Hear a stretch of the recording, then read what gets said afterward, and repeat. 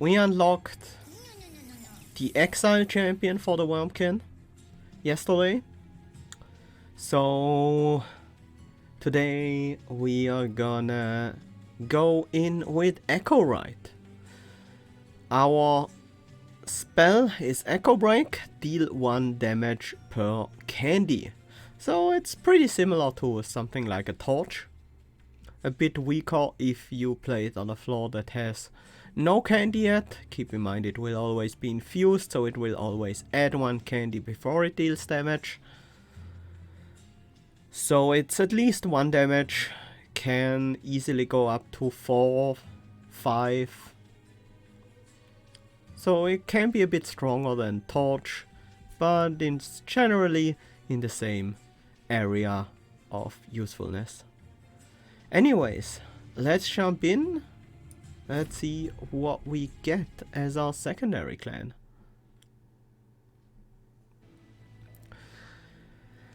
So we have Awoken again.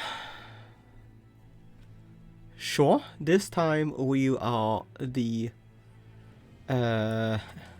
traditional Awoken clan with the restores as our base cards. We have Echo Transfer, Extract 2, apply plus 15 attack. Very solid buff right there, as long as we can pay the extract cost. There is also Soul Crushing Guild, apply days 3 to a unit and move it to the back, but it costs us 3 candy to use. So we have a lot of extract going on. There is Sharpen from our allied clan. We fight Telos with Sap and Days, Arcus with the Incant and Harvest Dark Shards, and Seraph the Patient, who could gain Trample if we get too many shards. Let's take a look at the normal horde first. Split Anvil and Volatile Gorge. Volatile Gorge is pretty rough on these extract cards that usually cost 0. Split Anvil, very nice with these sharpens. I think I'm gonna go for that. Hi RS Jackson. Yeah, the cards you get as your starter commons and uncommons will never be infused, so... But yeah, it definitely helps a lot for these extra cards to be infused, because that basically lowers their extract cost. Cursed Vines, really big fan of that. Serrated Mandibles. When 1 or more candies are added to a floor, apply Reap 1 to a random enemy unit twice.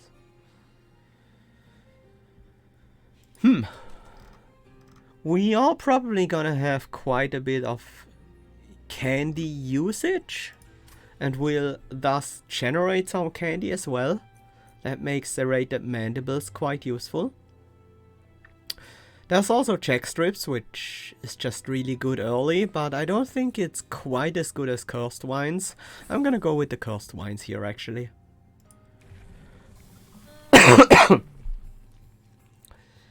So, we see 2 paths of Echowright here. We have the Marsh Lord. Summon. Summons a Bog Chrysalis with plus 20 health. Edge, remove 1 shell from X.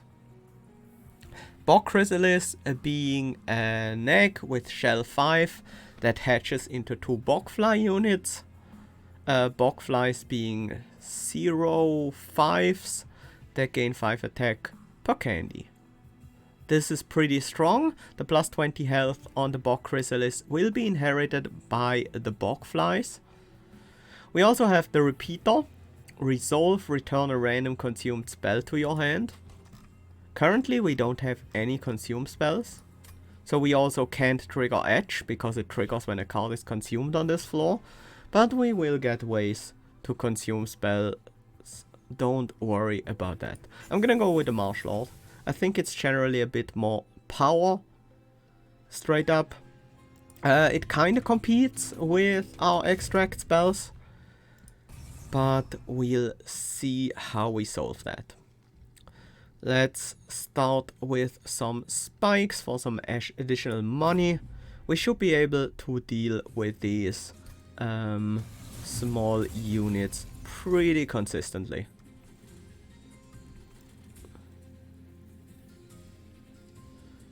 Let's set up Echowright on the top. Yes, we gain some Ember Drain. I think we can deal with that.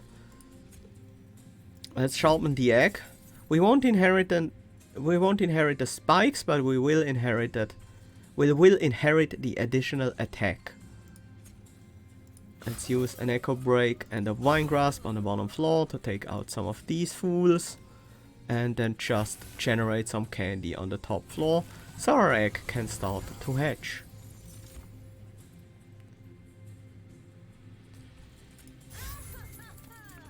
Use our way we can guarantee the collector kill, and then let's finish off this buffed up clergyman here with the train steward. We can play these echo trains for anywhere, so while I would love to play them on my egg, it's just not possible right now.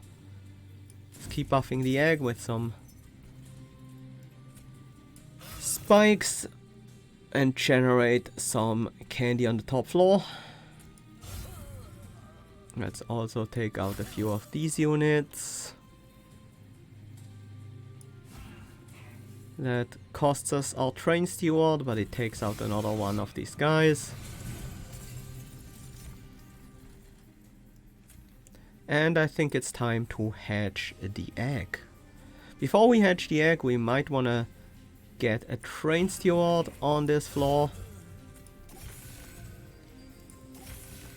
Actually, the train steward prevents the hatching of the egg this turn, but that's fine.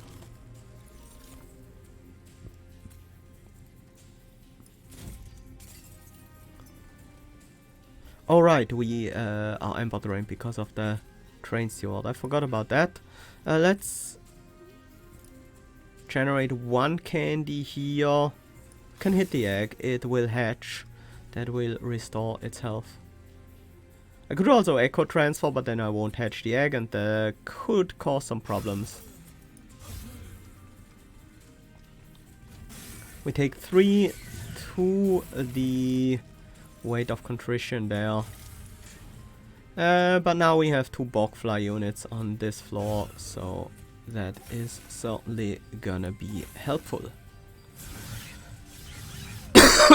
Some consume spells would be nice. Any way to generate more candy would be nice. Buffs for the egg, like Echo Infusion, would be nice. But that's even more extract. And it's not infused, sadly.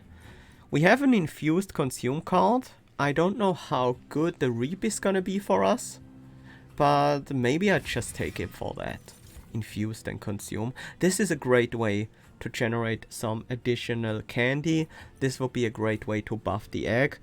Right now, I'm more concerned about generating candy efficiently. I wouldn't mind going into more egg things. That is certainly an option if we go to the Wurmkin banner. Let's do that. Merchant of Magic also has some options for us. Double stack, that's a lot of reap, but I don't know if that's what we want. Extract doesn't get double stacked, so this could be a really powerful boss killer. There are certainly some options here. Let's take a look at the banner. There is a Bog Chrysalis. That is very tempting, having another one of these. There is also a Shard Soul Carver, who could benefit a lot from any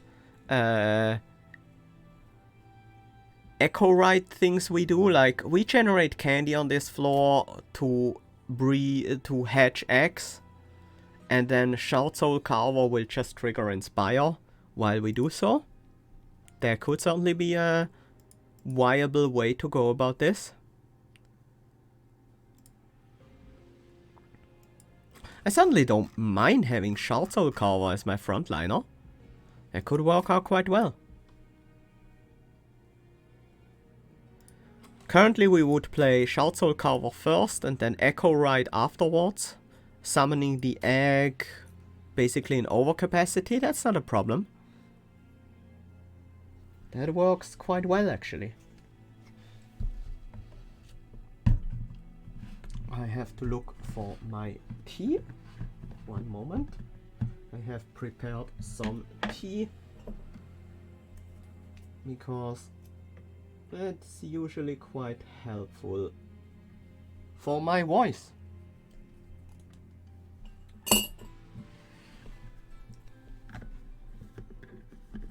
And some unsweetened herbal tea is also a good way to stay hydrated.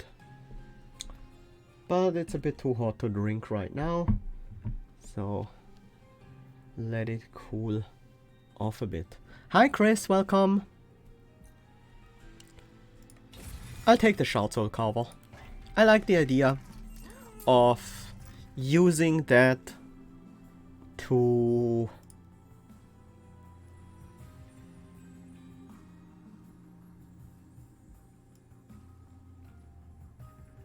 I want to try this out.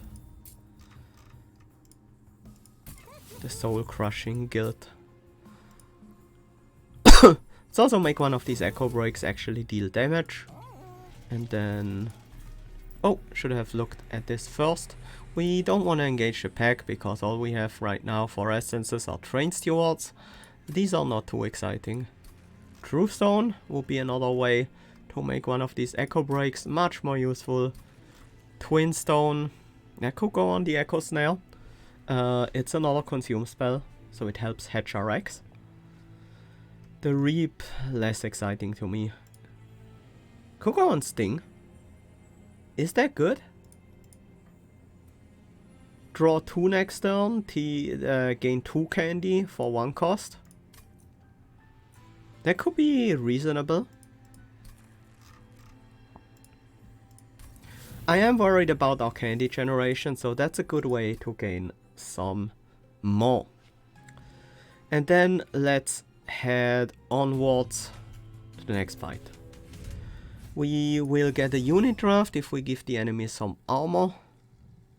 The enemies are pretty low threat, so let's do this.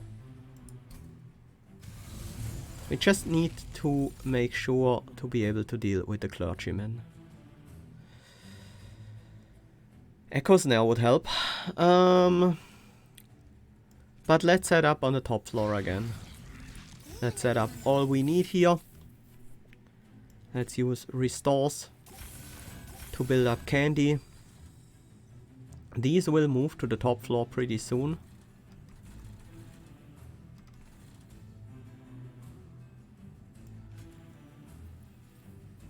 I am gonna apply Reap to everyone here, even if I don't get the consume trigger there. The units I want to focus on are already in the front, so let's just apply some damage to them. This gives us the opportunity to finish them off with Sting. Let's play Sting first, then we sharpen to reduce the cost of our stuff in hand. Then we play Sting and Vinegrasp to get rid of that guy. Now our egg is gonna hatch. I didn't manage to buff it beforehand. And we don't get a collector this way. Actually, we don't get a collector this way. Hi Karas, welcome. Yeah, I'm feeling much better. I'm still not 100% healthy, but I'm feeling so much better right now.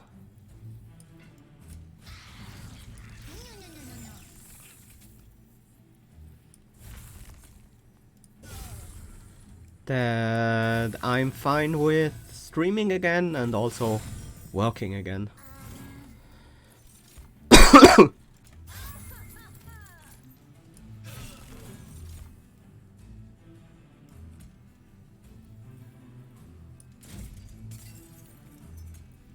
This guy will die to spikes, so we can still kill the entire floor here, even though we take a little bit more damage that way. Okay. One more sharpen on you.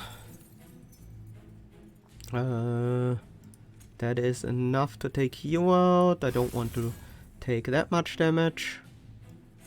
Let's keep some regen on here.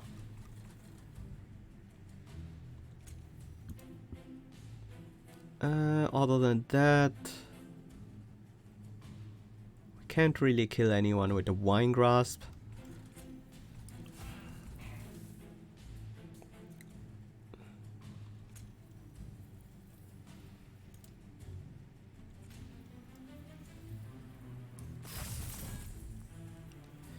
Yeah, it doesn't really matter what we do here with those.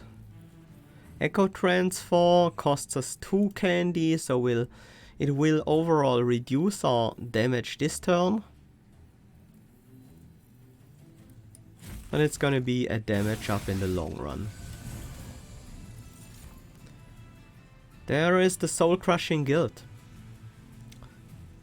Maybe that's just what I do here. Echo Break, Restore on the bottom floor, and Soul Crushing Guild the boss. That should just win us the fight.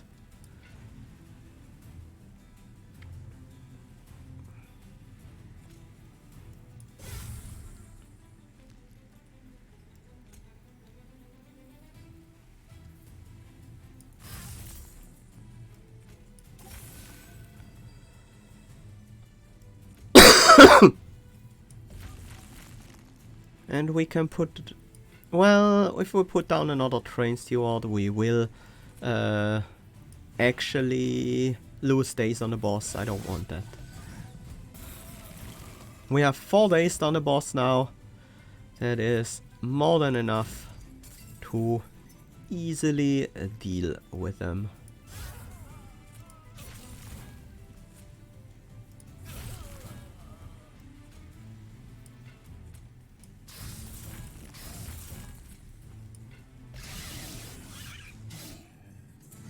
Nice, nice. Working well. Infused Bogfly. That's not really what I want. Don't want another Echo Snare just for the Reap. Not the Reap. The Consume.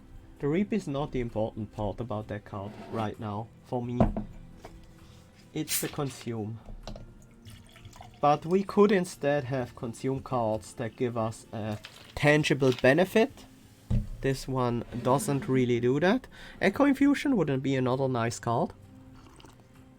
The question is, do we have the candy to support that?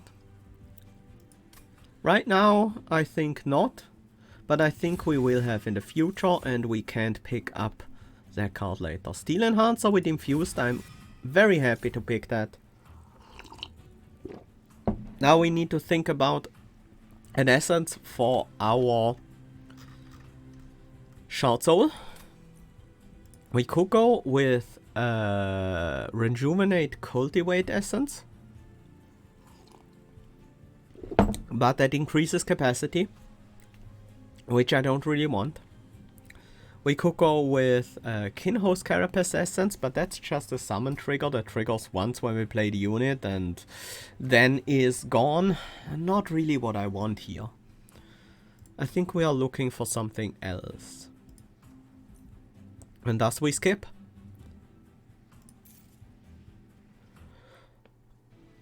Do we want a dupe? Not really. I do want some unit upgrades, or at least look at some unit upgrades just in case we find good ones. Pure stats would be fine. Sorry. Still a little bit congested nose and all that stuff. Like basic cold symptoms still. But these will hopefully go away relatively soon. Hi, Mystery Machine, welcome.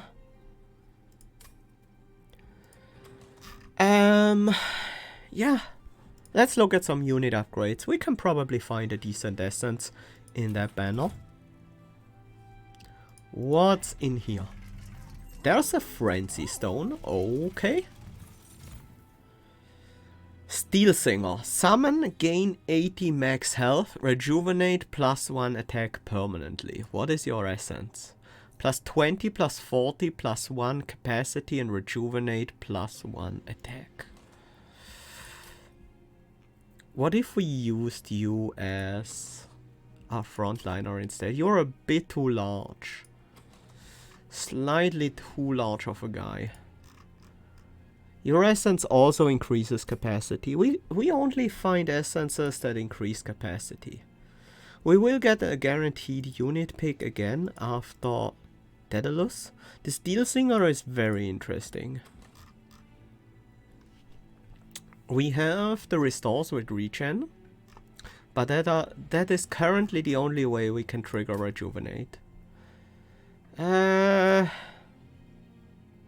It's also 3 cost 4 capacity, so it's a very big commitment.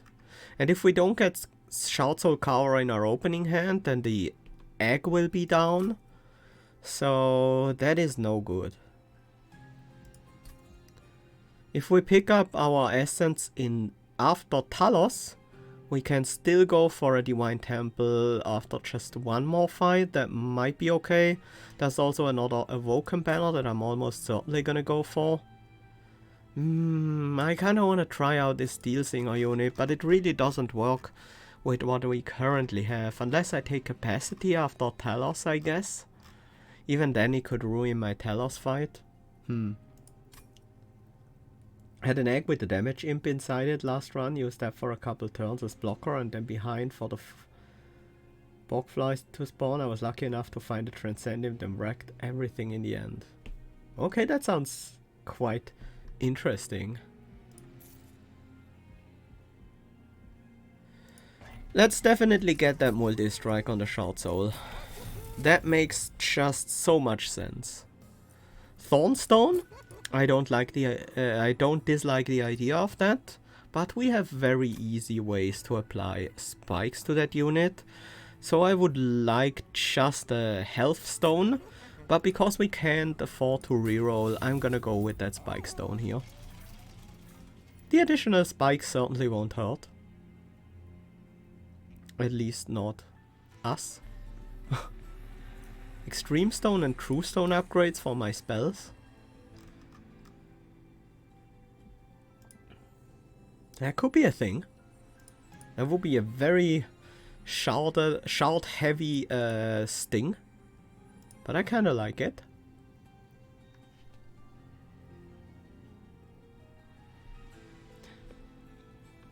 Ah, you're unlocking everything on Covenant 1. Yeah, that makes sense. I can see that as a good plan. This is only my 3rd run as well. With the new DLC. Sure, let's get that piercing. Let's take a look at the Concealed Caverns. Have the Blacksmith. Well, these things will get consumed once upgraded. Spike Driver Colonies. Interesting, but I don't think it's what we want in this deck. These are actually good. They will consume. They aren't generally quite decent spells by themselves. Let's move on to Telos. We only have 40 pack charts here, so it shouldn't be too bad. The days on strike is actually quite annoying.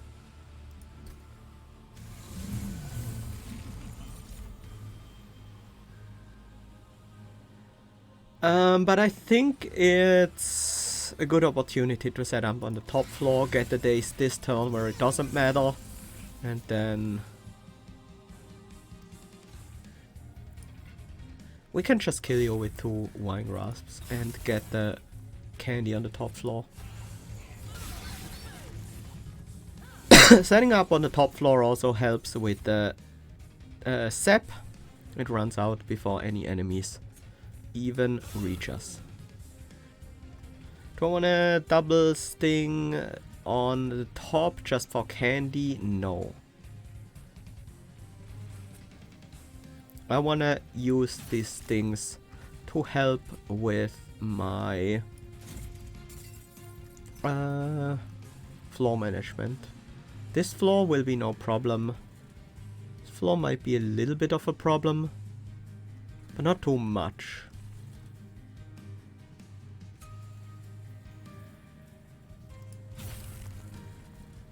Can't play Echo Transfer right now. I will play the Echo Snare here because I don't think we need a Reap. And this is Edge Trigger, which helps getting the shell off of that unit.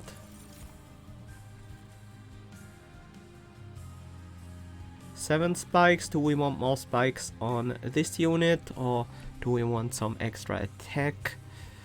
Well, this one has multi-strike, so that's the better use.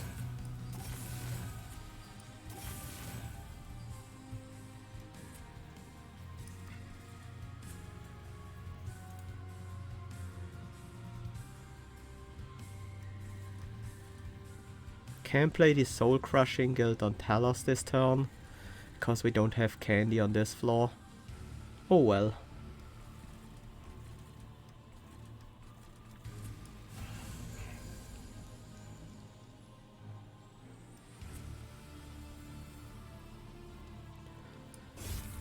Do wanna hit you again next turn with another one of these.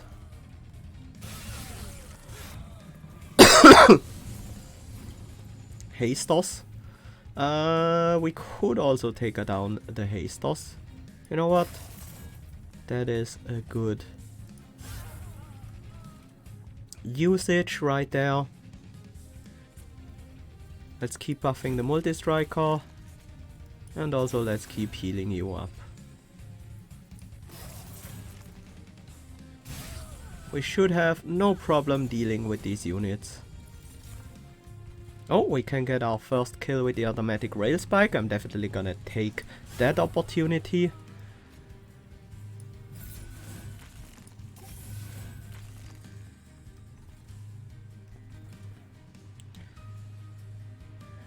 Our multi-striker will get dazed. You take 11 damage, then 30 damage, so you will actually die if I echo break you, and then we can, with the two backliners, kill the Forge Disciple in the back. And let's get our first kill with the rail spike, start duping them. Even before we have upgrades on them, that's fine. We don't really care too much about their upgrades. Yeah, the egg has multi-strike as well, but the frontliner also benefits from spikes. So we don't have to buff the egg. Well, the egg doesn't really have multi-strike, it's just 2 units that attack, which basically amounts to the same thing in the end. This is a strong frontliner we are creating there.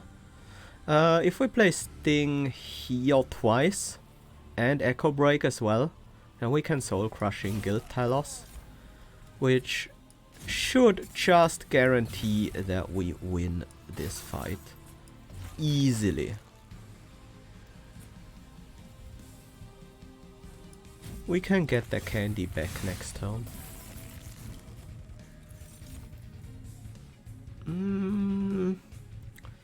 Slay, huh? We could slay our own Bogfly,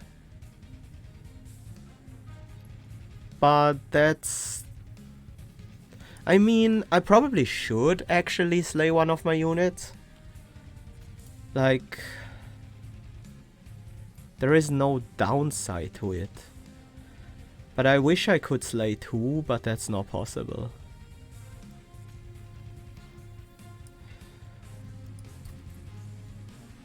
If we go for the Merchant of Magic on the next floor, we could upgrade one of these rail spikes before we dupe them anymore. So that could be nice, but I kinda wanna go to the right. So yeah, this makes it easier to dupe them in the next fight. No. Having 2 of them should make it easy enough to dupe them in the next fight. So we are not getting the slays here. If we could finish them in this fight, I would definitely go for it. But we can't. Unleash the Wildwood Channel Song Echoes of the Past. Apply +6 attack per candy. Clear candies. Tempting, but not quite. Channel Song I don't think is for this deck. Unless we make it intrinsic and add another unit. It is a consume spell that is infused. It's gonna be pretty decent as long as we have Train Steward. Unleash the Wildwood as a big healing spell could also be viable. It's probably the safest option here. Yeah, I like it. Quick. Is Quick the essence we want to have on Shard Soul Carver? No, I don't think so. I think I'm gonna skip again. That means I will probably take whatever essence we get next.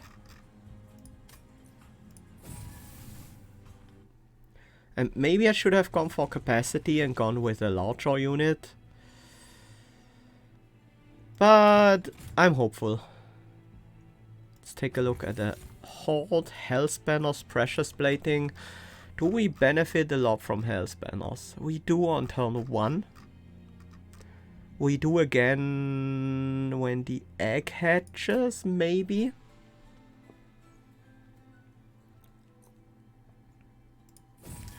Not important enough. And it's these guys again. We can't really make use of their essences. Can we make use of their bodies? The problem is the Shard Soul Carver is upgraded. No, I don't think we can really use these. If one of their essences were summon game max health, that would be interesting. We will not find any more units at all, except for the small ones. Maybe we don't have to have an essence in our unit. Maybe just what we have is gonna be good enough. Worst case, we can always fit a Train Steward in there. Maybe. It's an option.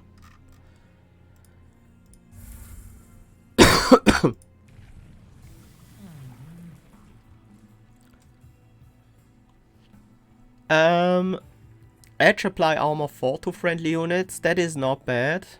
This one upgrades to summon a Kinhost Vessel with +40 health.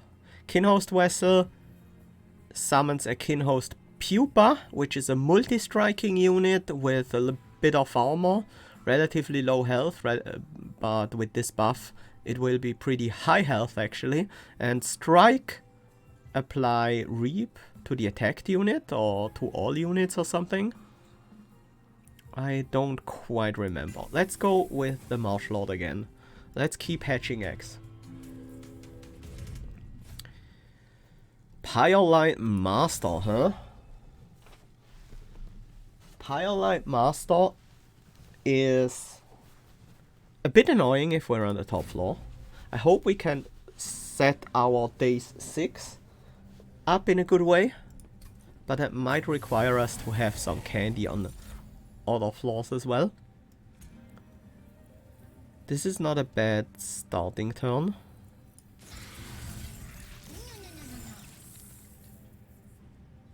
We could go for a Rail Spike. No, they have damage shield. The Rail Spikes will be somewhat hard to use in that case. Not necessarily too hard, because we can remove the... wait, it's just this guy who gives everyone a damage shield when he enters, so...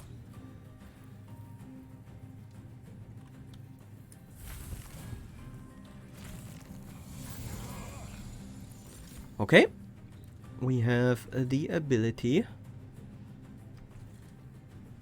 to do some stuff here.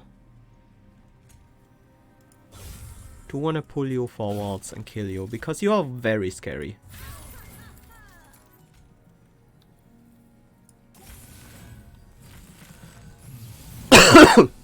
This top floor, slightly worrisome. The clipped reflector is strong. I think we just rail spike, making everything else free.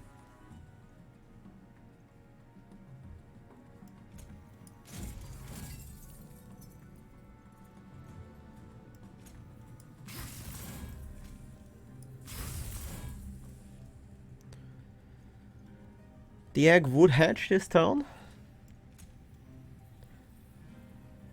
but only after combat. I feel like we should echo transfer here to increase our damage output against the clipped reflector.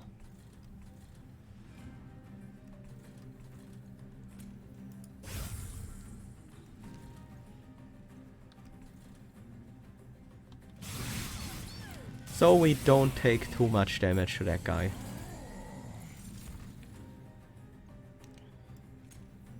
Let's see. This hatches into a Armor 20 multi-strike 1 30-50 unit that on strike applies Reap 1 to enemy units. It has multi-strike, so that's gonna be quite good.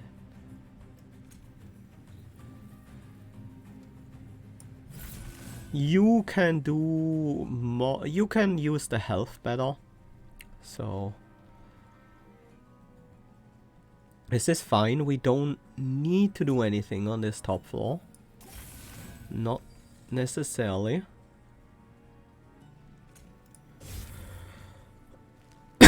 This guy in the back is no threat.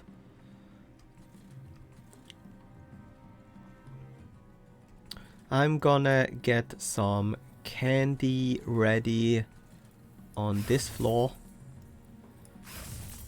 so we can potentially play Soul Crushing Guild later against the boss.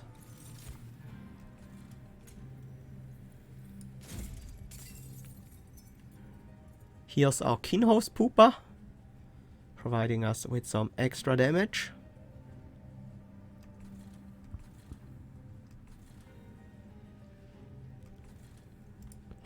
Our Soul Crushing Guild is still in the deck, so I would like to generate some candy on the bottom floor.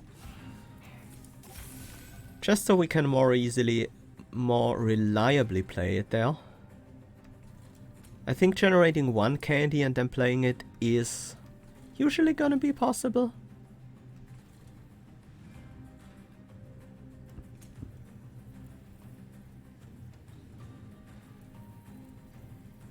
You will die in the first hit. You will take... Actually, let's do this. You will die to the 2 hits of the Shard Soul Carver. Doesn't really matter because the backliner never does any damage. So...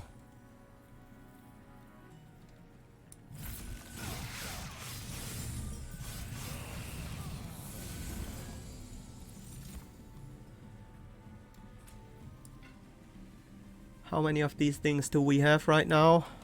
3, so we do want to play another one. And it makes everything else in hand free. So do we need it on the top floor? No. Then we restore, getting to 3 candy. Let this guy take out the train steward so we don't lose too much days on the boss.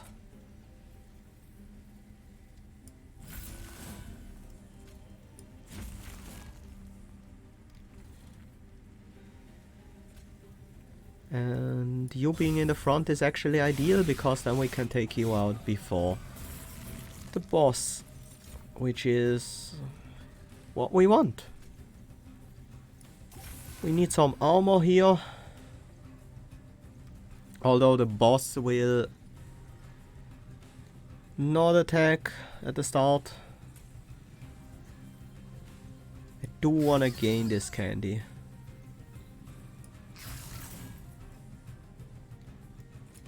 These don't do anything. Why do I play them?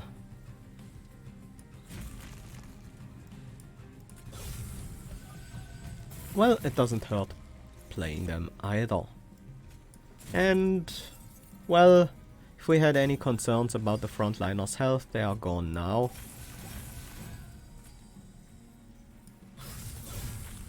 Well, with all the things we have, with that much days on the boss, this is pretty easy. We took 14 damage, but that's fine. Soul Siphon? I like it. That's gonna give us a lot of candy. If we can make it intrinsic, it's gonna be especially good. Otherwise, we will have to deal with some amount of Ember Drain, which we possibly can deal with. Pyre Shards. It's a consume spell. It applies spikes. Pretty reasonable. Have upgrades our rail spike with consume, which is the one thing we care about. And also plus 10 damage. Wow, that's a pretty cheap upgrade. She should have at least have used the plus 20 damage one. But I will take it. Let's go for some relics. Let's also take a look at the Divine Temple. We are looking for intrinsic. We did not find that yet. We could get a Twin Stone.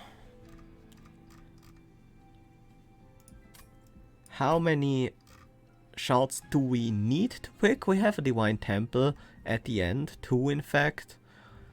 So we can always gain some from those. Let's take a look at these relics. Improved Firebox. Hardened Hull. When an egg unit is summoned, remove shell 3 and apply armor 30. That helps a lot with hatching the Echowright unit. I like it. Do we need 7 energy on the first turn of the battle? No, I don't think so.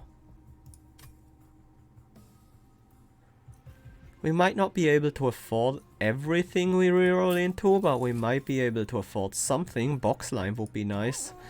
Let's get some money off the concealed caverns, don't we? Why don't we? 25 would be enough.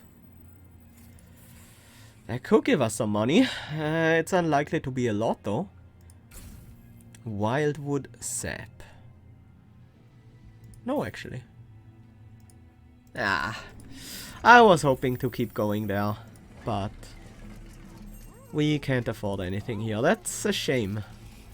Got a bit unlucky with the costs there. It happens. I want to remove one more Train Steward. I will leave the final one in the deck just in case we don't find any better essence for the Shard Soul Carver. It's still a +5, +15 buff. That is not nothing. That actually is a meaningful amount still. Is there anything in the deck that's worse than Echo Break? I don't think so.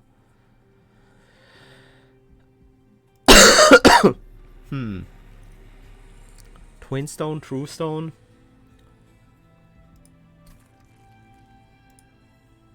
True Stone on these.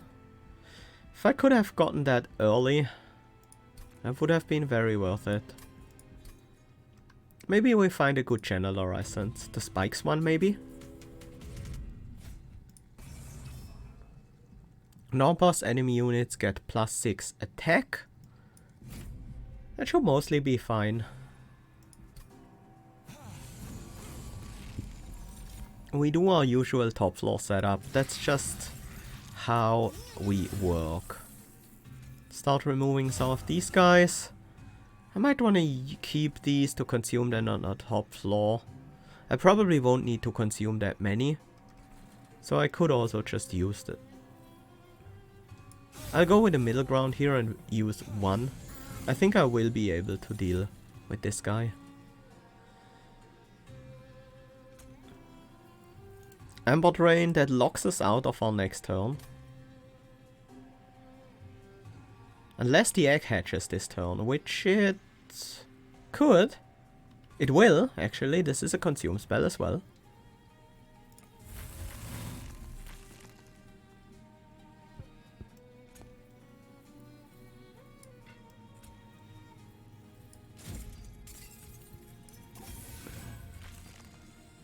So we need 3, so we can do an Echo Transfer. Or an Echo Infusion. Or both. I think I like both as an option here. The egg will still hatch. And the egg will still hatch. Let's remove this guy, so we only have one enemy to worry about here. Start on these. We only have 1 energy this turn.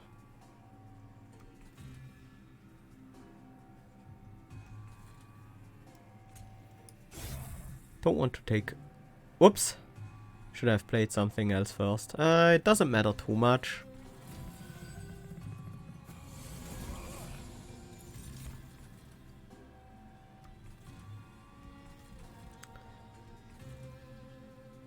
Yeah, we can clear everything here, but we take a lot of damage. So let's clear these guys by hand.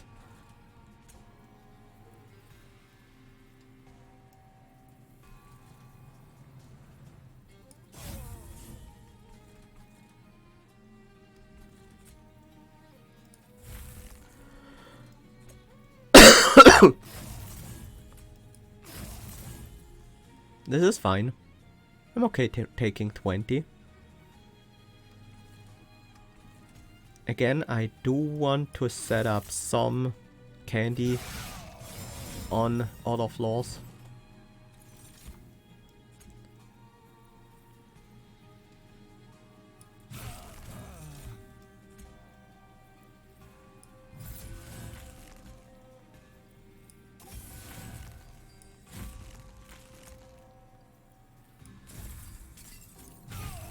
These things are perfect for these clip defenders.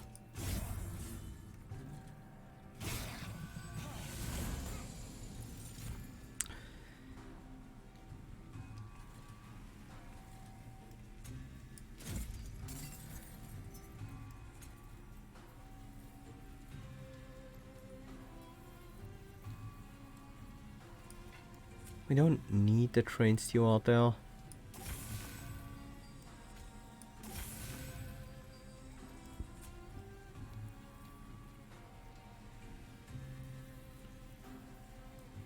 Ideally we don't kill the sycophant, but we have spikes, so we will kill them anyways. So we just solve the problem of this boss being very scary with their 8x6 attack by dazing them.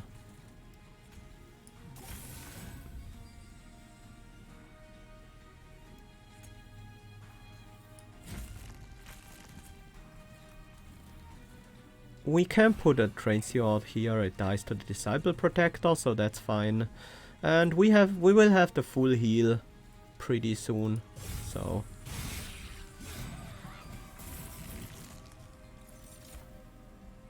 Right. It is still in the deck, and we have the Sting. Let's play the Sting first, get the copy, then we rail spike.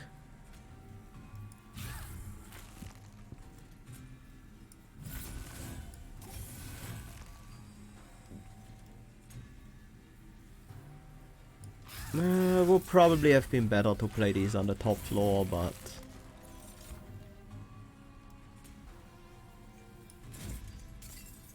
I mean, the boss dies while dazed, so we don't even need the full heal, but it's just nice to have.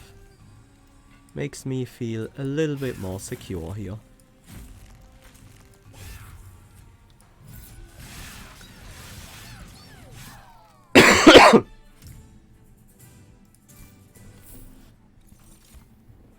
Another Soul Siphon, there's also a Forgotten Trade. We don't really need the Forgotten Trade. I think Soul Siphon is better for us. We can easily use that to generate candy on other floors. To use them... Engraft with Infused. Engraft and Sting are great spells for having infused. Invigorating Solution is also very tempting, as is Pyro. I'll go with the Invigorating here. It's a consume spell that gives us extra draw. Really, really good. Removals and a Hurtle's Horde, that should be the way we go. Let's take a look at the Hurtle's Horde first. Rationing Scales, that will be a lot of money. Do we need that? We don't have a lot of healing or anything, so it's not like we can just keep going with that. Engraph takes Spell Chain very well, yeah. Certainly does. Mark of an Exile. When played, your champion gains plus 50% max health. There's also the Cheater's Hand. We don't have that much draw in this deck, so Cheater's Hand would certainly be good. Vapor Funnel. Also good. But I think I'll go with the Cheater's Hand here.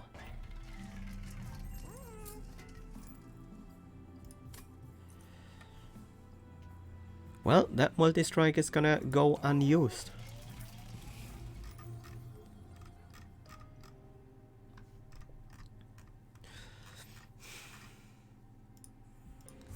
I think we remove an Echo Break.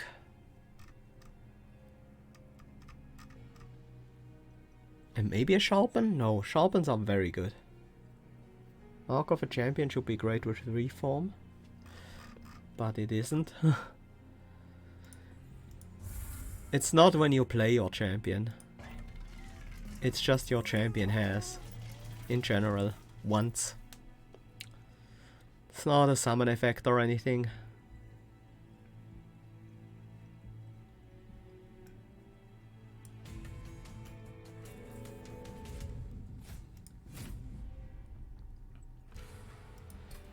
Let's deal with Arcus now. Anything we don't want to play this turn?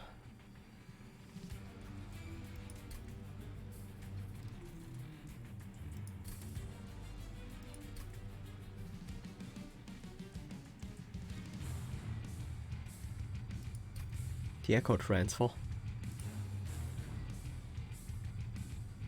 At least not two of them. But probably not even one.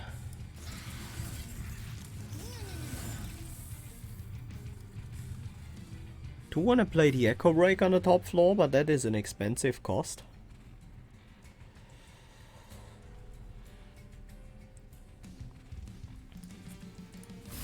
It is fine on the egg. Actually, maybe I should have gone on the Shard Soul Kara and just heal it back up.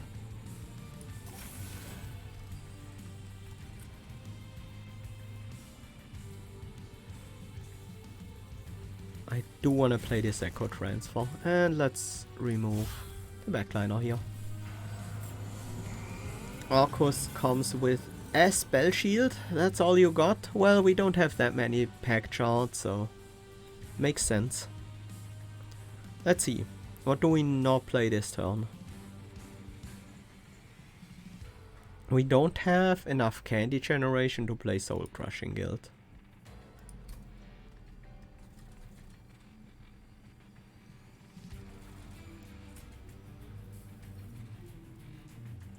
Oh, we only have 2 energy, so I have to be careful.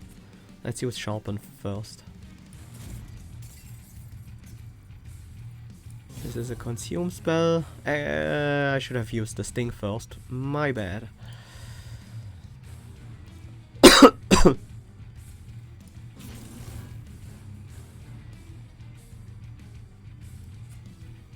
Let's Echo Infuse you. We can wait one more turn for the egg.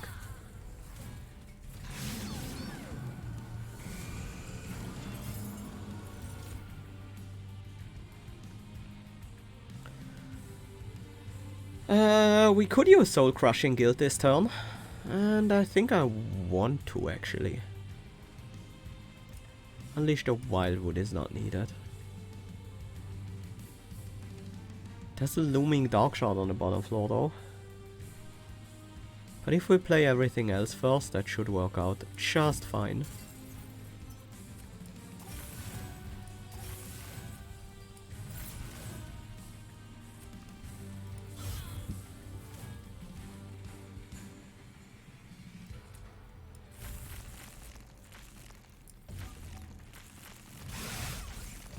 6 days on Arcus right now. What do we not play this turn? Probably the second rail spike.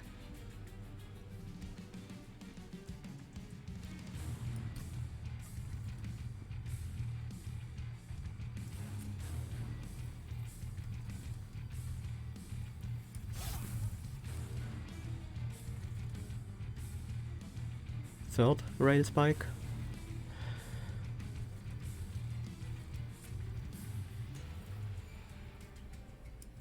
Let's generate candy on this floor.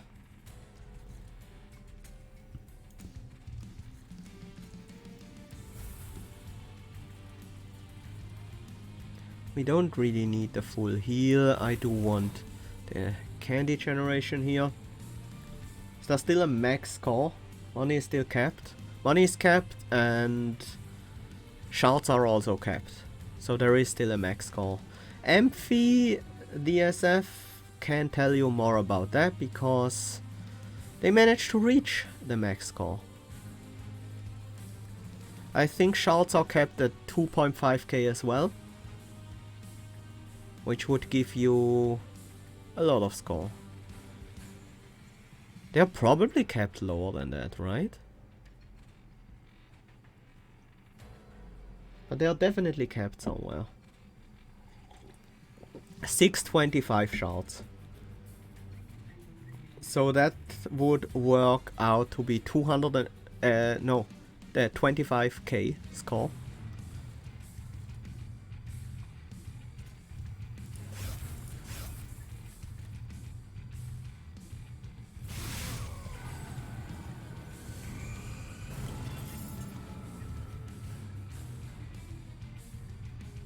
I think we go for the automatic rail spike and play pretty much everything here. I think this turn we put back a deadweight. That was the wrong choice.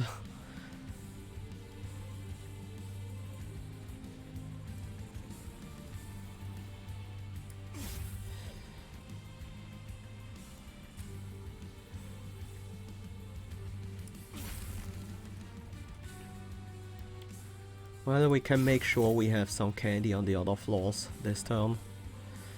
And we could just empty out our hand.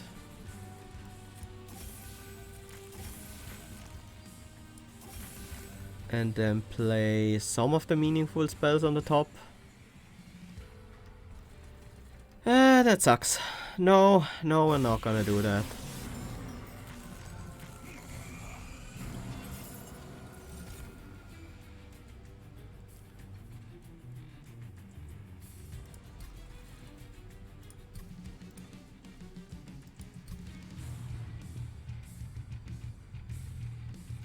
Sharpen.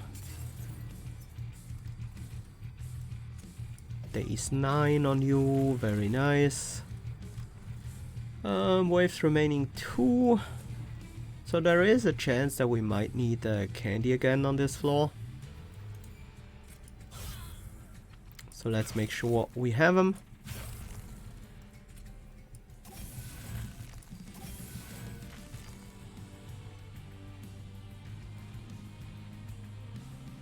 We're actually 10 damage short on this clipped Guardian. That sucks.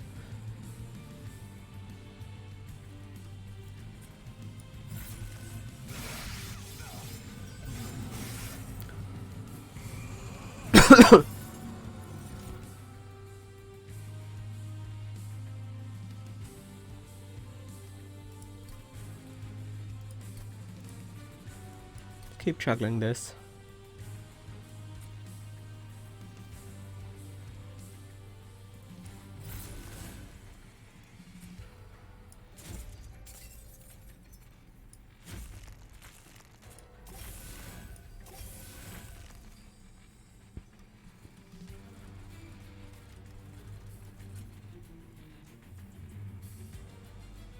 I do want a Train Steward to die. Both of these Clip Guardians won't quite be enough, so let's add some damage ourselves. No! I triggered the Looming Dark Shard. Whoops. My bad. Shouldn't matter too much.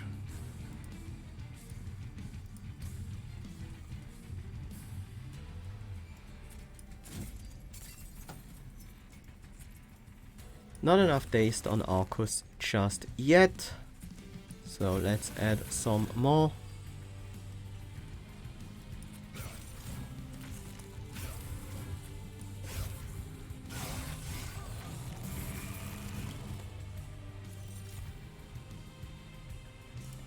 This Echo Break is not gonna get played.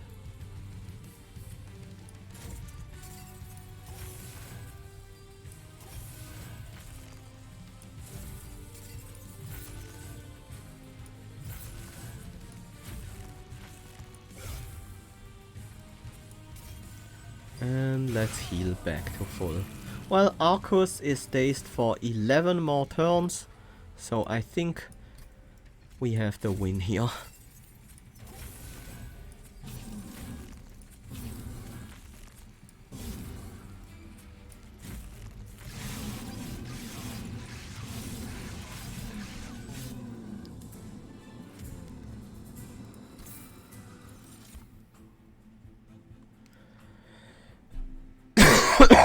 Adaptive Mutation. Wurmkin Spike and Wildwood Home. More consume spells would certainly be useful with the final form of Echowright.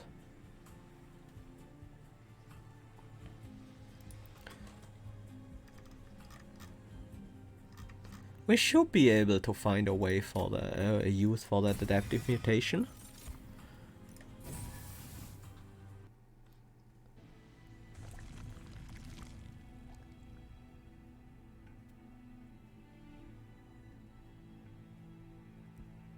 It's time to search for some spell upgrades. Bog Deep Cocoon with plus 60 health. The Bog Deep Cocoon summons a huge trampler that gains a lot of stats on edge. Let's take a look at what's in here. Holdover could certainly be interesting. Upgrade a spell to cost 2 less.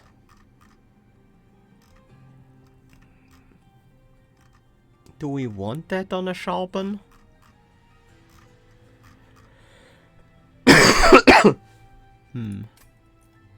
Purge Stone, probably not. I think we want the Value Stone for the Shards. And I think it might as well go on a Sharpen. We could hold over that Sharpen. Or we could hold over the other Sharpen. I'm gonna go with holdover on that Sharpen. That should be decent scaling. Any cost reductions we wanna get? Doesn't seem to matter too much. Because of our anvil. 500 intent on deaths with Value Stone and Eternal Stone. That is a lot. That is a truly ridiculous amount of intent on deaths.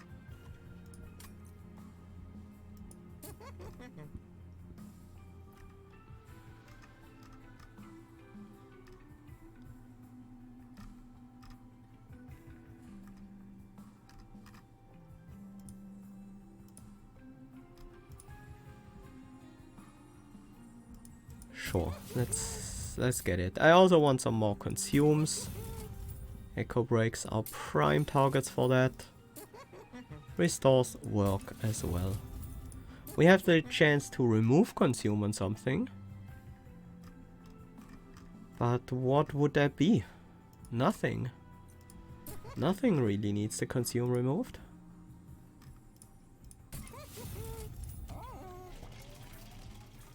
Let's take a look at the concealed caverns. Ooh.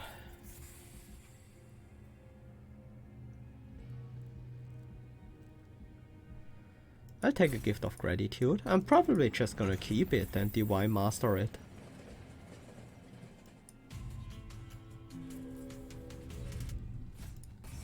Heaven's Seal. Yeah, I think we can deal with that. Slightly annoying are the Purifiers. But we have some tools to take them out. This will be Echowright, Shard Soul Carver, and then either Sharpen or Rail Spikes. Probably Rail Spikes actually here. Shard Soul goes in front. It might be time to use the Bog Deep Cocoon as our tank. Yes.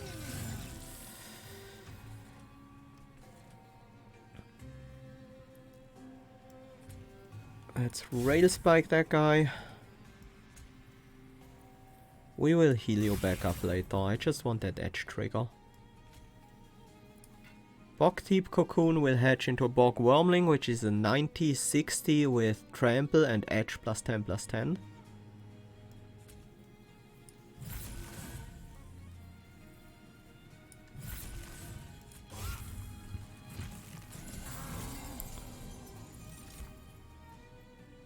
Choose a card to return. We don't want to play Gift of Gratitude here.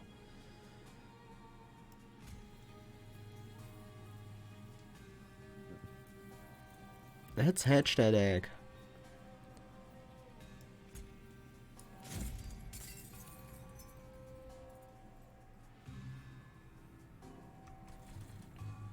I will still use these soul siphons on other floors though.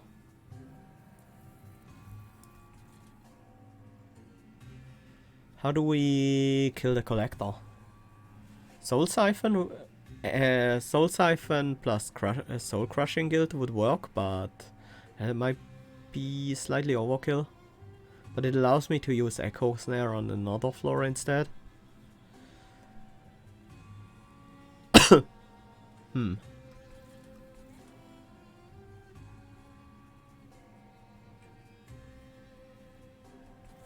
That helps me hatch the Bog Deep Cocoon this turn.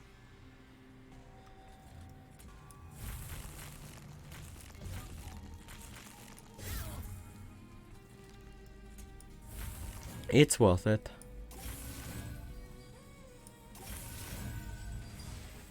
Let's hatch that cocoon so that we can start triggering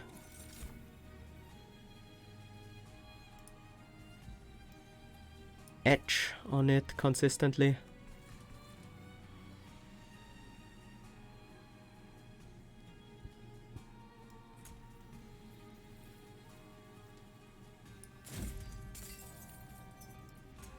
Don't want this self-mutilation to stay around.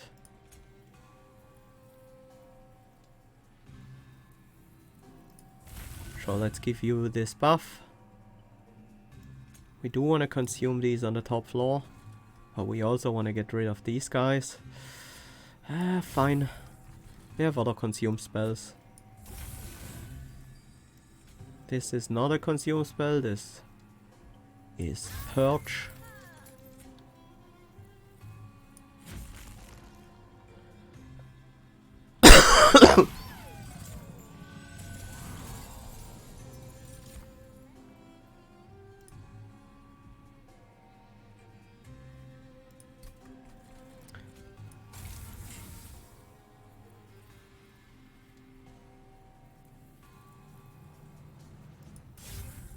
Rail spikes. Spikes.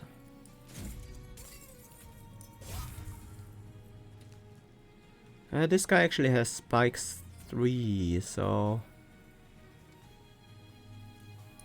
we're not gonna quite prevent us from taking damage here. In effect, we take quite a bit.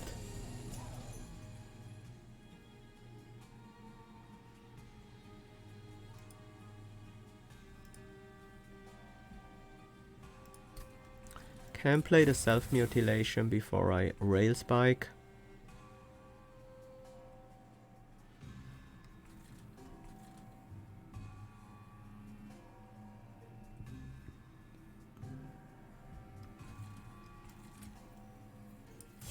Taking that guy out.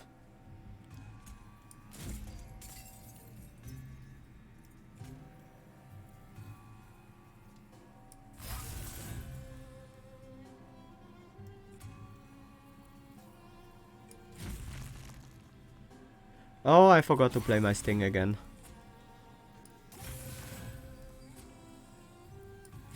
This is okay, we deal with those. Let's fill the bottom floor with candy, so we can daze the boss if needed.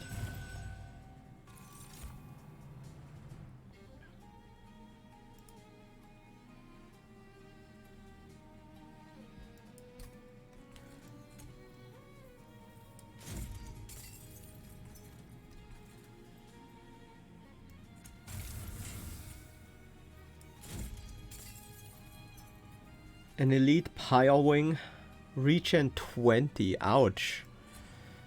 That is... yeah, that is scary.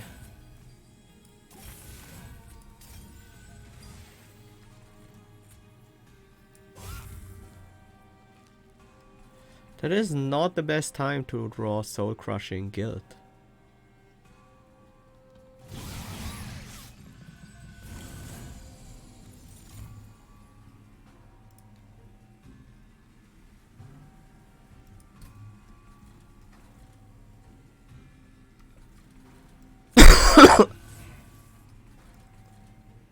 Let's let that guy get crushed.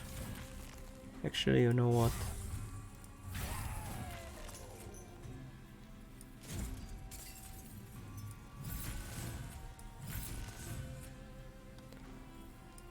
That is a big worm. That worm is quite big.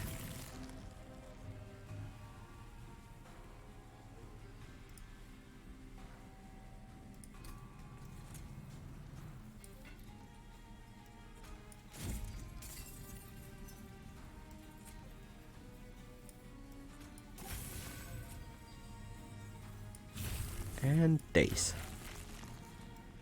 Nice. That is very helpful.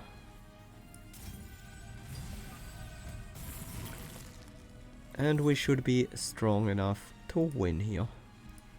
Do I want 120 gold? I could gain it. I could also just try to Divine Master that card.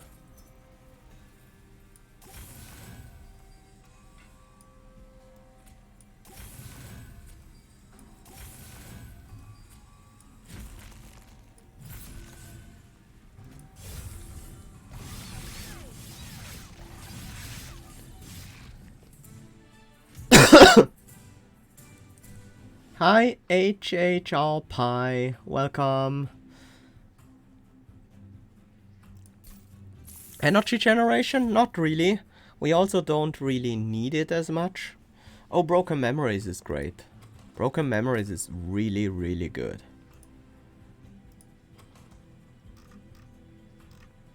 We have a few very strong consume cards. And it's nice. Hey! Glad you decided to check out the stream. Yeah, Broken Memories already has broken in the name. And that's for a reason. I like the Bramblelash quite a bit.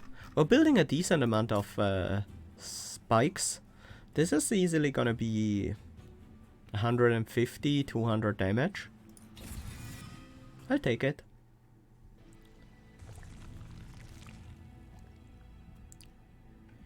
Well, we never found another unit to use the essence of.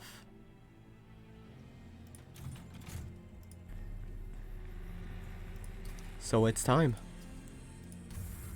Crane Steward goes into Shard Soul Carver.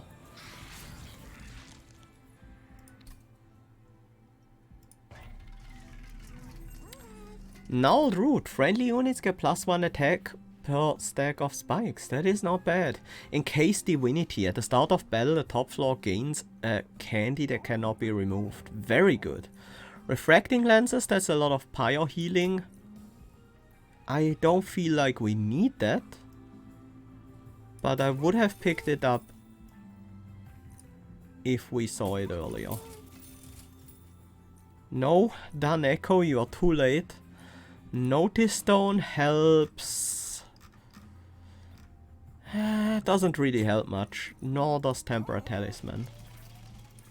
Let's spend our money at this shop instead.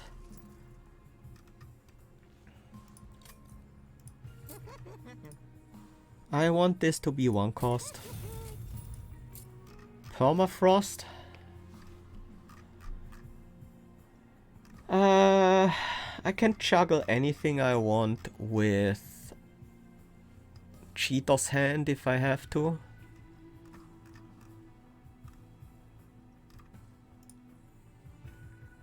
Just put it on the Gift of Gratitude so I can just hold it in my hand and never have to play it. But I could put it on something more useful instead, like Adaptive Mutation.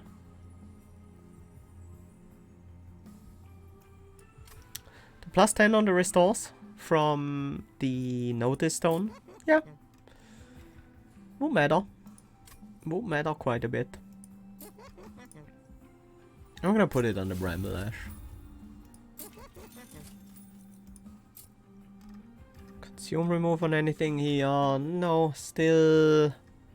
it could be good on the Invigorating, I guess. Could be good on the Broken Memories, actually.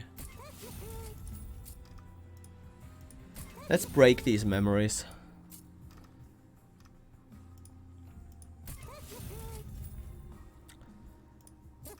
And we purge 1 card. It's a restore at this point. Oh, we purged 2 more cards. Restores at this point. I think we have just enough. Well,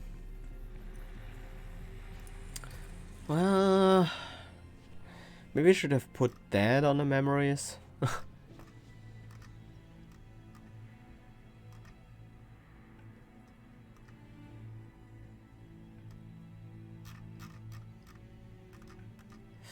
It's pretty hard at this point to break the Twin Stone.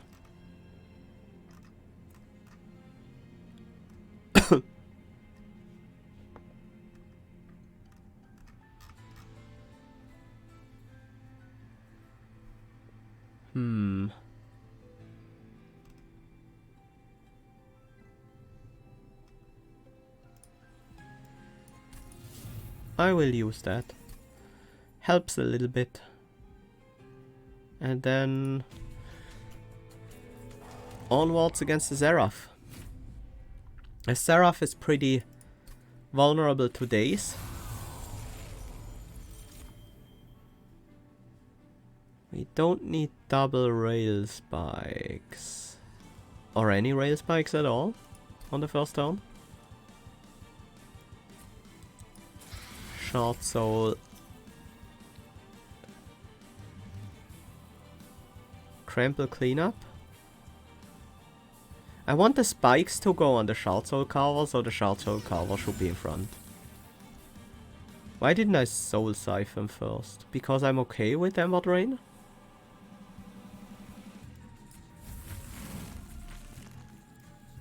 Yeah, I think so. I think I'm just okay with Ember Drain.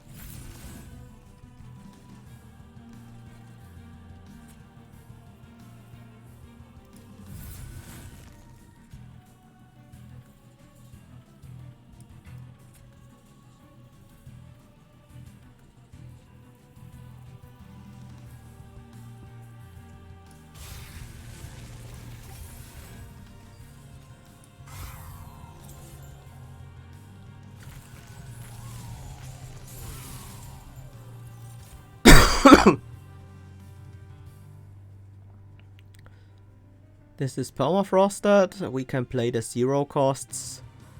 We can play the rail spikes if we want, but I want to save one for later. We are triggering Incant here.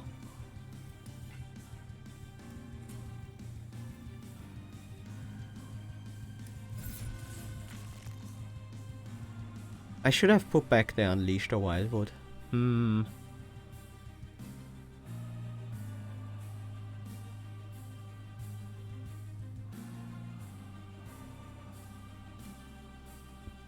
don't think I want to play more Rail Spikes right now.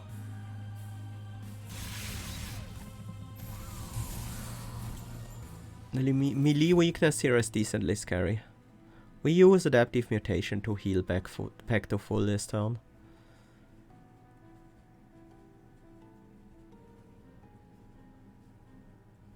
Means we don't need a Rail Spike.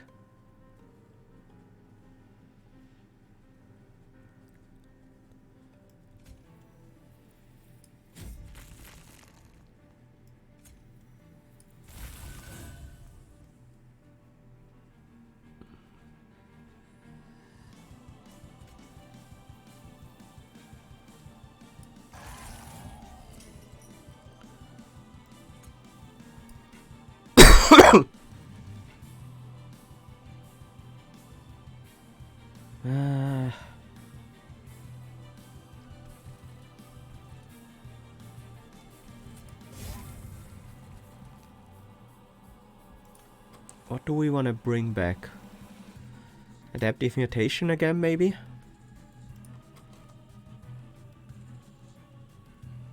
Soul Siphon, maybe?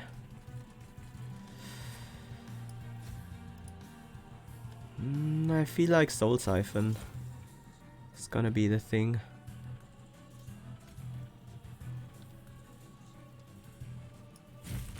Hi, Icy. Against the Divinity? That is a good question. Maybe the bottom floor, maybe the top.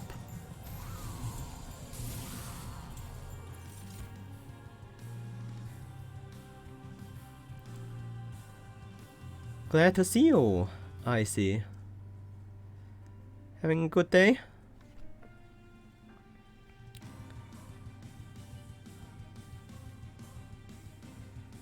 How do we survive this turn?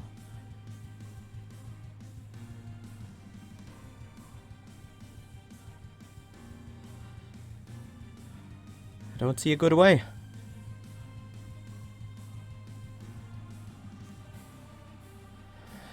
Short Soul Carver might not be the ideal frontline here. The health, keeping up the health seems much easier on that other unit.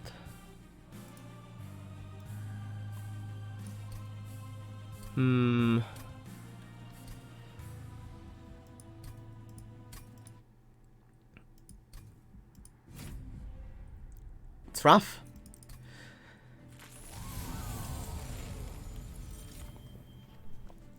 This is a rough fight.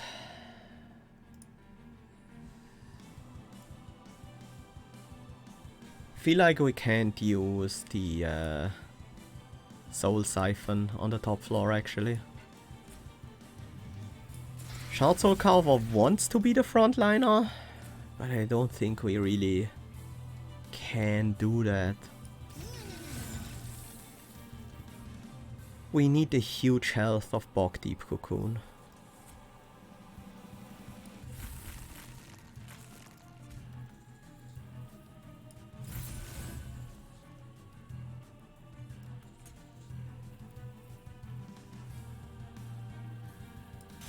We need the consumes.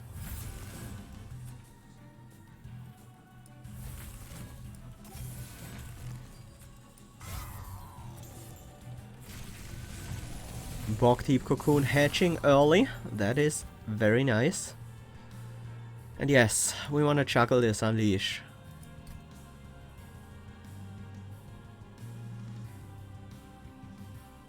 We do want the Light Wings to hit my Cocoon.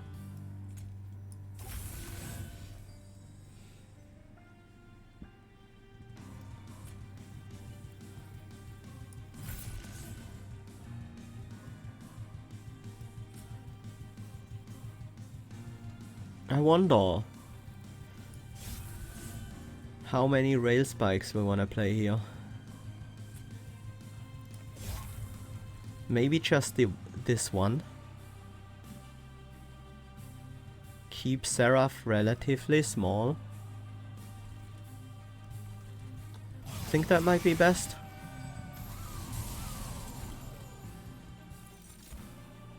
Now we Daze Seraph. Do we play everything here? We don't have to play the Wildwood yet. We can play that next turn. I think we start Dazing Seraph.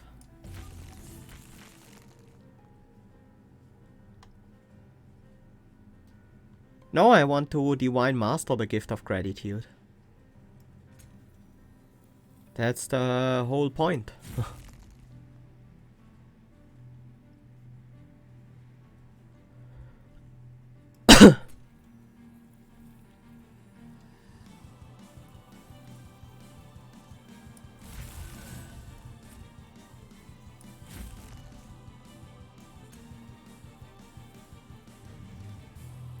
2-1, the Light Wings to hit me.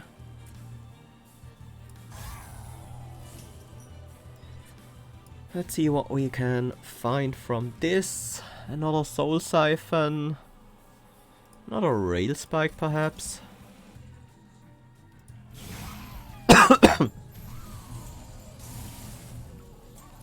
No problem at all. What do we do this turn? Again, we don't have to heal yet, so let's juggle the Unleash. Want some spikes on you. Enough that the multi-strikers die when they hit you. Then the rest goes on the backliner for more damage. Let's fill up the bottom floor.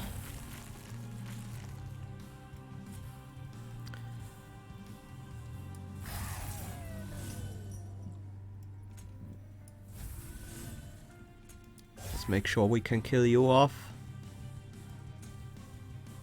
Rail Spike for another consume trigger.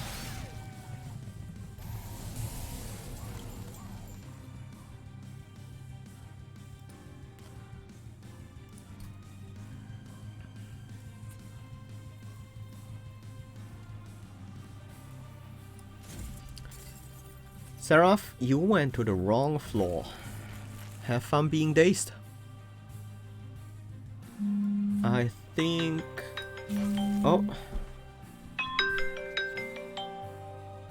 Oh, sorry, I have to take this.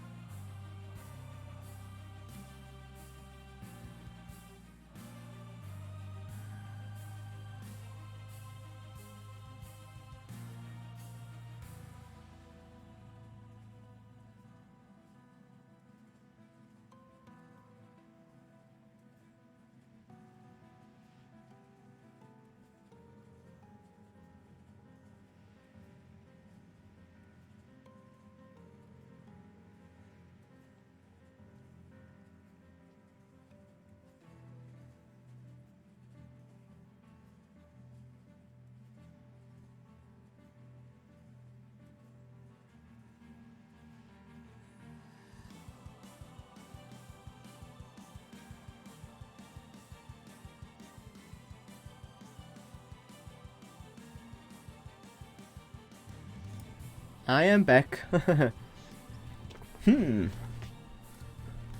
Yeah, Luna doesn't quite know what to do here.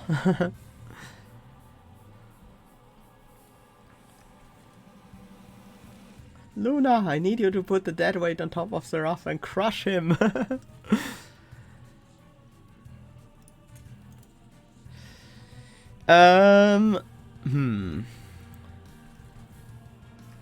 Let's see, we wanna slowly but surely get ready to daze Seraph some more. We won't know what floor Seraph is gonna be on.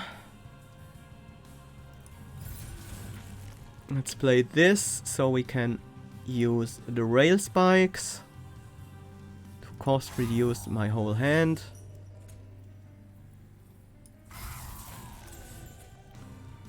Let's get another candy here in preparation. And let's use these echo transfers on the top. Hope you're okay with the Luna or Bone Dog emote next. Yeah. I should really look into that.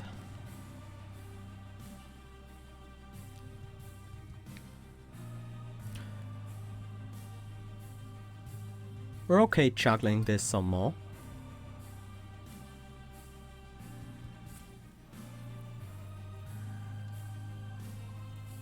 Let's kill this one.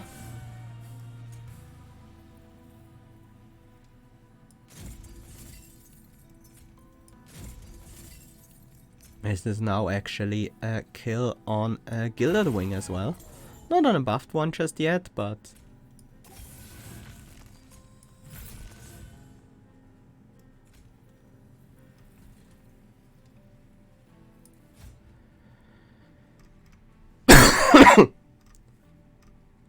I'm gonna put an Echo Siphon on top of my draw just so I can fill the candies back up to keep the days on Seraph for sure.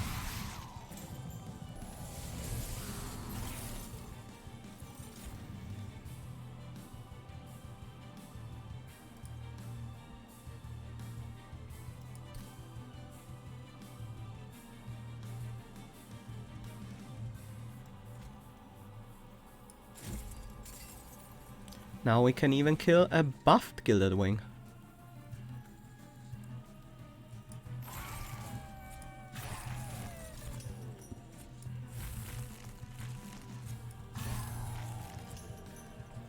We don't want to kill this guy.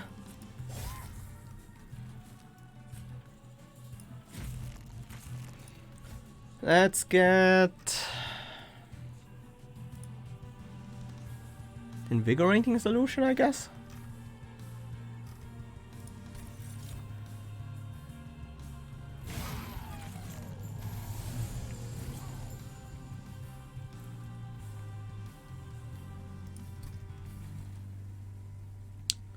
Can we kill this guy? Or do we need to heal? We can kill. So I think this is the turn where we play Unleash.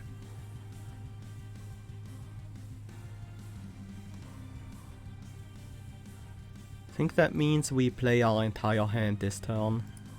Put the dead weight on top.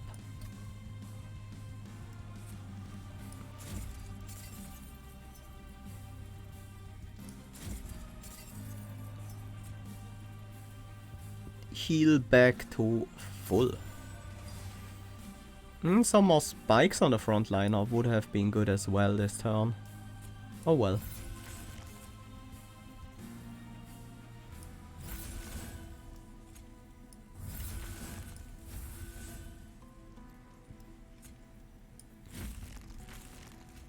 Keep the days on Seraph.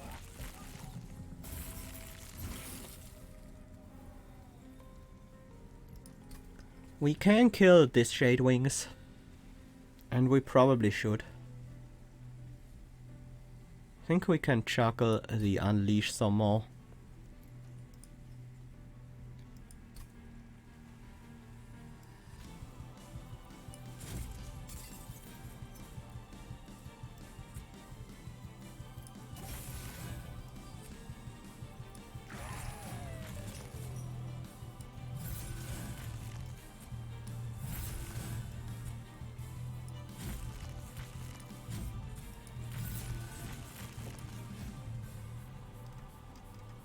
And let's get a Soul Siphon back. We're gonna use that on the top floor. Now the Ember Drain doesn't matter. And it's a pretty good card to play.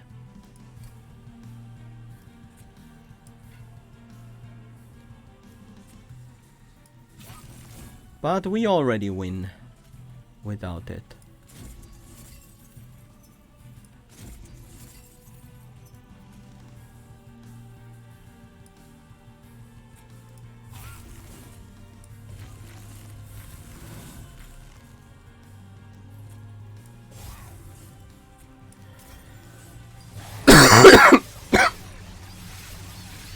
Nice! Seraph didn't get to attack there.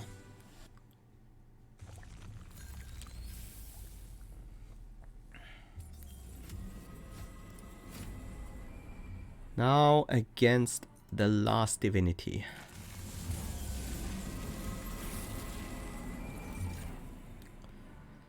Now the question is, where do we set up? Top floor is 11 attack, so we need to heal Echowright only every 3 turns.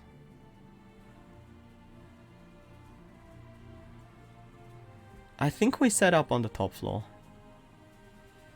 We have the healing to make that work.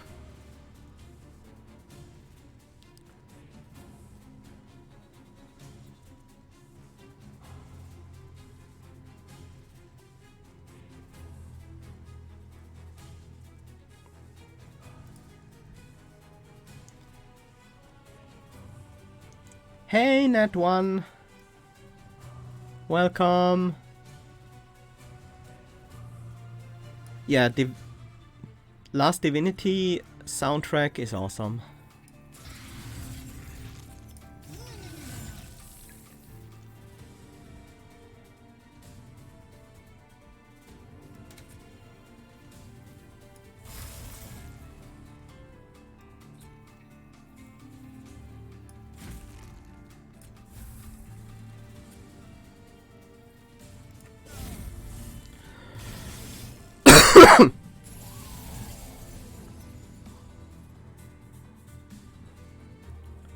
This is a lot of consume, that is very nice. Do we play everything in hand? I think so. I'm pretty happy with that.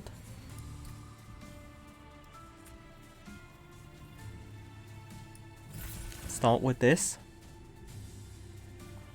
And we cost reduce pretty much everything. I'm gonna use the spikes solely on the frontliner here, because the spike numbers matter.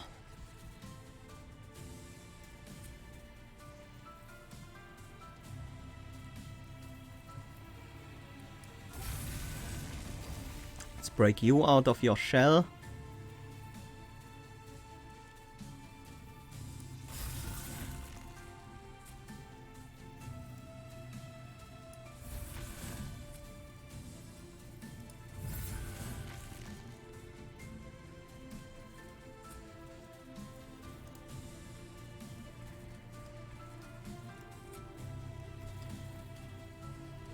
I think we hold the Bramble Ash until we need it.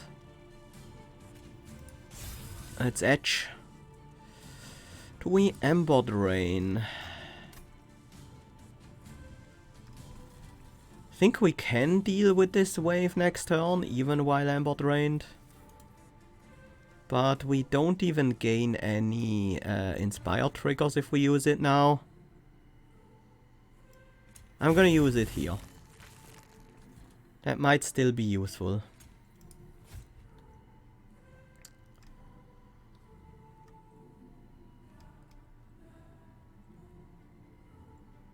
Restore might be good, Rail Spike might be good. I'm gonna go for Rail Spike here.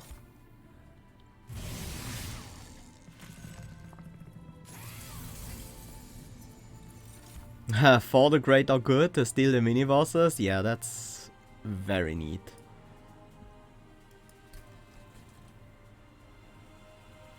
We almost kill everything here. Almost.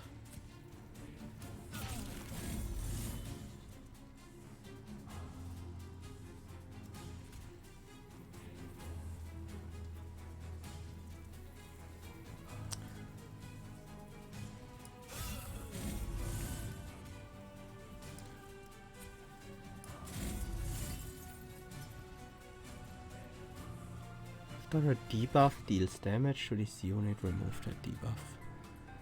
Okay, that shouldn't remove spikes.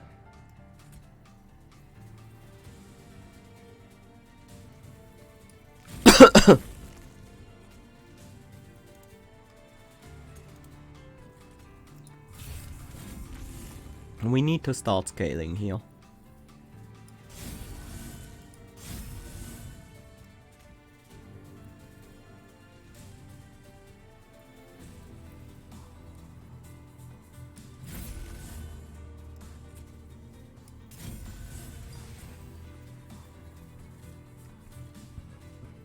Anyone we want to have in front here? Maybe that guy. Just to kill them off with a spell, if we get the chance to do so.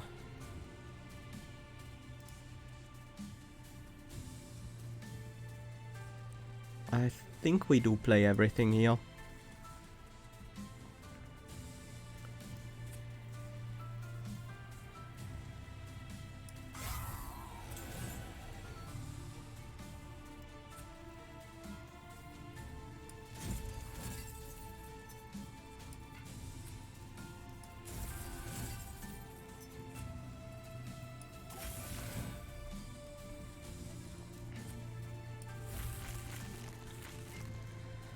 Chance to do Harvest or Extinguish Essence on Legion of Vex? Not yet.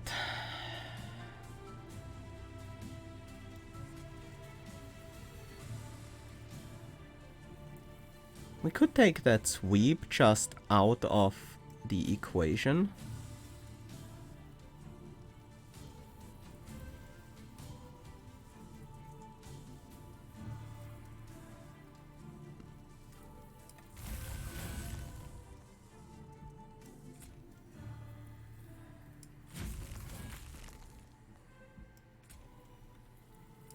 I like that.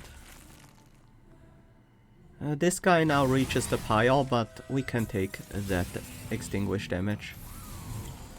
No problem. We do have the energy to play that sharp one pretty easily.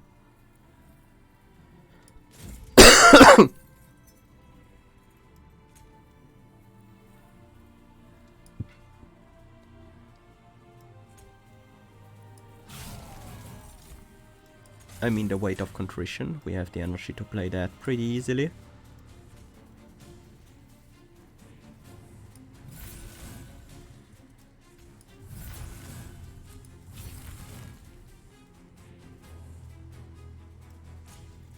We can just trample on you.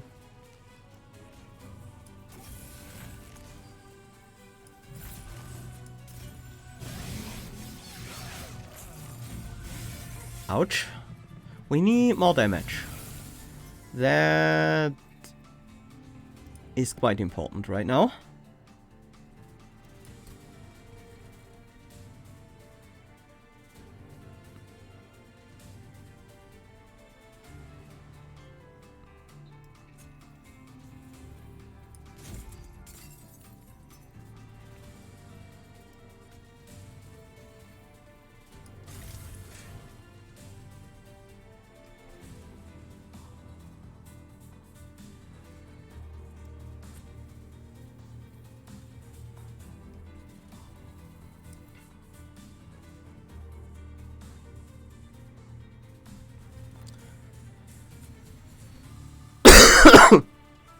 Maybe it's time to stack some spikes on the backliners. Yeah, I think so. Just for the added damage they grant.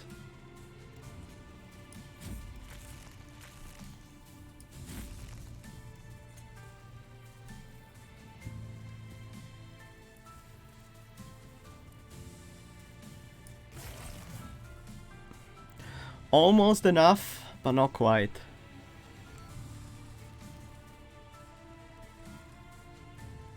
Can't quite afford Soul Crushing Guild on the top floor, so I'm gonna look into just taking the backliner out here. He will just die to the pyre that way. Adaptive Mutation is our best damage scaling at this point.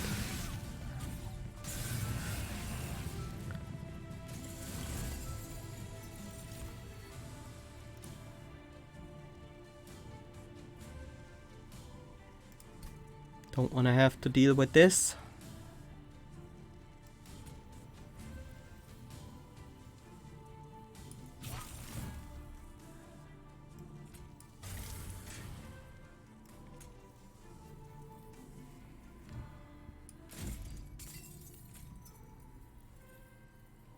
Slight loss of damage this turn. Fine. Should have played Soul Crushing Guild first. I could take out that guy.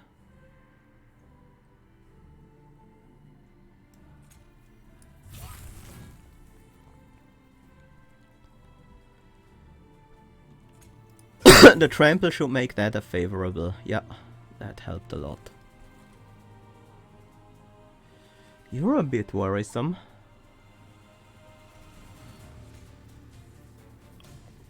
I'm gonna keep the Divinity dazed for now.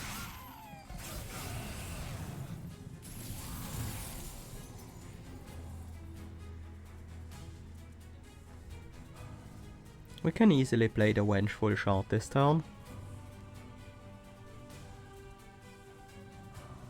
Keep the Unleash for later. Is that fine? That is fine. That is very much fine.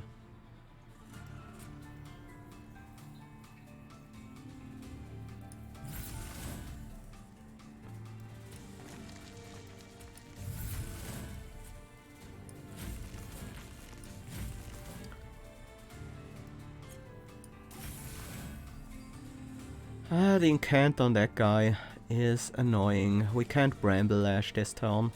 But we'll use it against the Steel Slate next turn.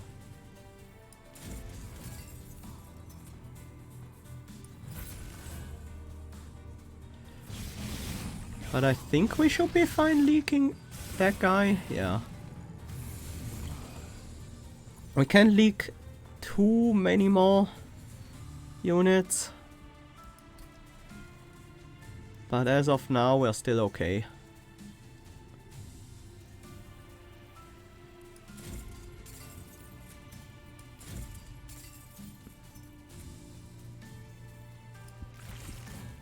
Bramble Lash takes care of this wave.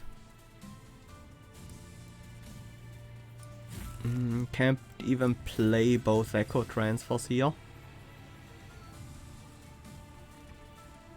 Is the ordering here okay?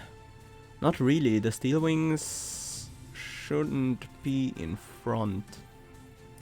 I'm gonna pull these incant guys in front.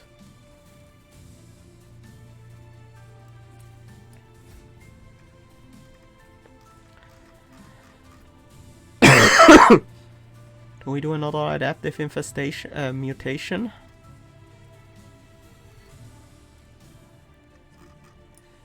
Sure, it increases our power because of the null root.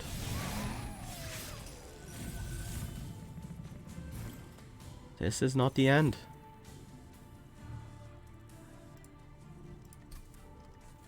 Well, thanks to Relentless, this wave will not be a problem.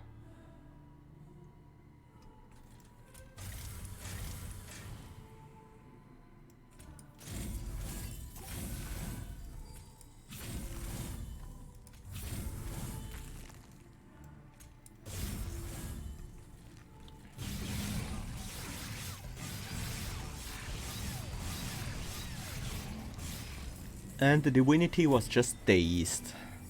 70 damage taken, yeah, it happens. The waves in the Divinity fight are really scary. Let me turn on the lights.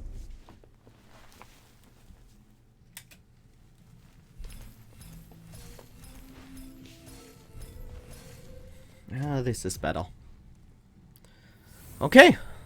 Well, we got the Gift of Gratitude mastered, so we never again have to carry that to the Divinity.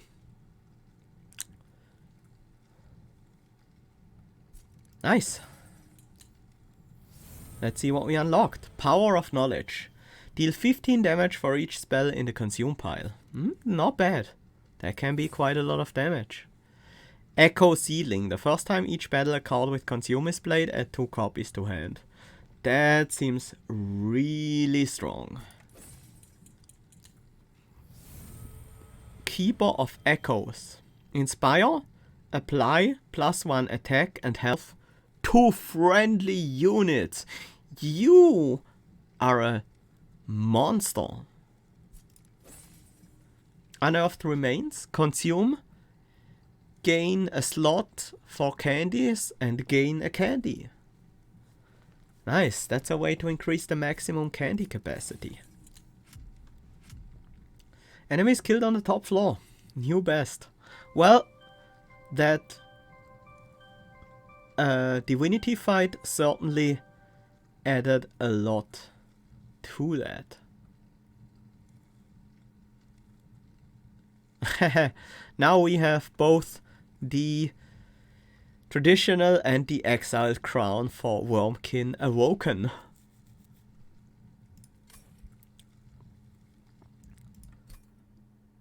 Well, that was a successful run. Mostly based around the Shards Soul Carver and the Echowright with Marsh Lord. Very strong unit, very strong champion there. And then we had a lot of edge triggers and some spikes, some healing, just generally good Awoken stuff to support our basic Wurmkin strategy. Yeah, nice. That worked quite well.